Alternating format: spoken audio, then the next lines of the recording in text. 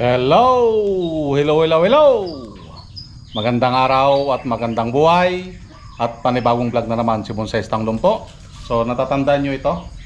Ito ay naigrap natin sa tugas. Okay? So naka-wild ulit siya ngayon. Dahil mga ilang buwan bago natin ayusan ulit. Okay? So ito yung ating aayusan. Okay? Pinaka-basic ulit, paulit-ulit. Hindi natin diniligan. Okay? Para maiwasan natin yung mabalian ng sanga. Okay?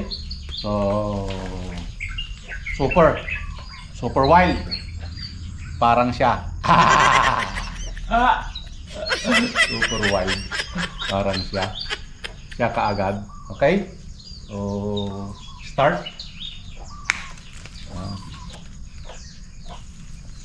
Tanggalin lahat yung mga hindi kailangan na sanga. Okay? Dahil humina yung naka-wire.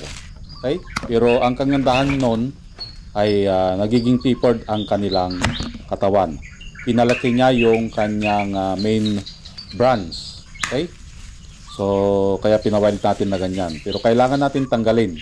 Okay? Para mai-distribute ng maayos sa mga naka-wire yung kanyang nutrients. Okay? So kailangan i-check din natin.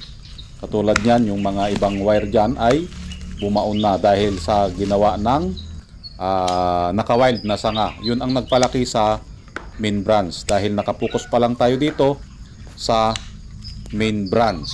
Okay? Dahil kung hindi natin tatanggalin yan, maaring mamatay yung naka-wire. Okay? Ihina, kukunti ang nutrients na mapupunta. Kaya kailangan din natin i-check. Okay? Parang siya. Agoy. I-check mo. Baka mayroon ng ibang sinusuplayan ng nutrients. Mayroon na siyang pinapataba na iba. Agoy. Ano daw? Pinapataba na iba? Ibig sabihin, iba yung sinusuplayan niya ng nutrients. Kaya shout out sa mga matataba dyan. Ibig sabihin, kumplito kayo sa supply ng nutrients. Nagpapatawa lang si Bonsai Stanglong po dahil ito na naman, nagfinger na naman ng mga dahon. Kailangan nating tanggalin yung kanyang dahon ulit. Okay? Para pag ito ay i-wire natin, malinis itong tignan. At the same time, lalong sisiksik ang kanyang sanga. Okay? Dahil sa pagkalbo. Yun ang mga purpose naman nun. Lahat ng ginagawa natin dito sa bonsai, katulad ng pagkalbo, ay may mga purpose. Katulad din yung mga pagwawild ng mga sanga, may mga purpose din. At kung mapapansin nyo dito, ang ating bonsai ay medyo lumalaki na ang mga sanga. So yun guys, so yung mga wire na iba ay bumaon na. Ayan o. Yan. Tapos ito, kita nyo, bumaon na dito banda taas. Yan, bumaon. Ano, kita nyo? Yan o. Okay? So, kung napabayaan natin yan ulit, ang mangyayari, mamamatay ang ating halaman. Okay? So, backclass ulit ang wire at magpanibagong wire ulit. Same process mula sa umpisa. Okay? Baklasin yung mga wire na nakakabit dahil yung iba doon ay bumaon na, at palitan ito ng panibagong wire. Ito nga pala yung natanggal natin ng mga sanga. So sobrang dami. Yan yung mga nagpataba doon sa mga sanga na bumaon or yung wire ay bumaon. Agoy. Pagkatapos nag-wild na baunan.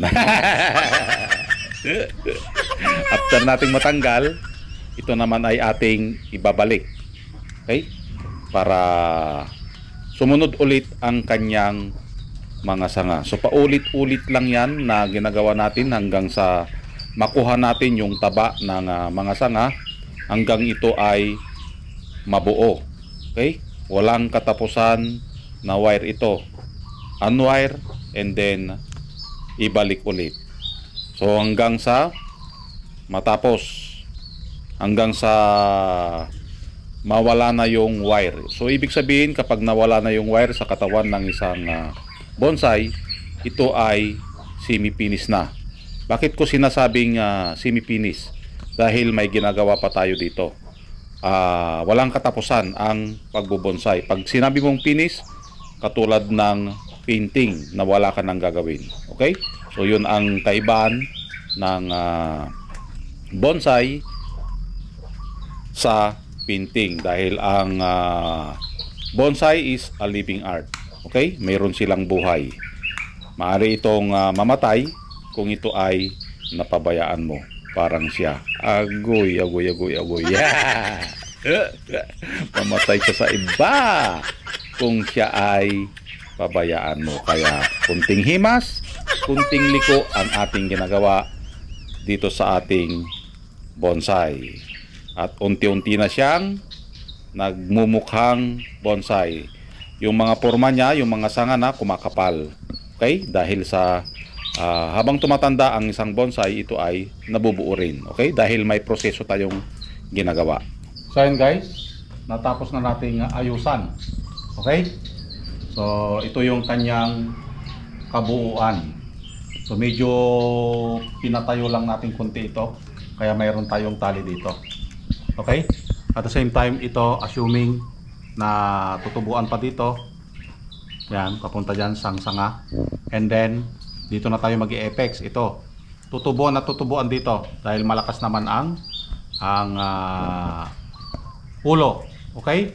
So hanggang dito lang yung kanyang ulo. Okay? Kung iikutin natin, ito yung kanyang kabuuan.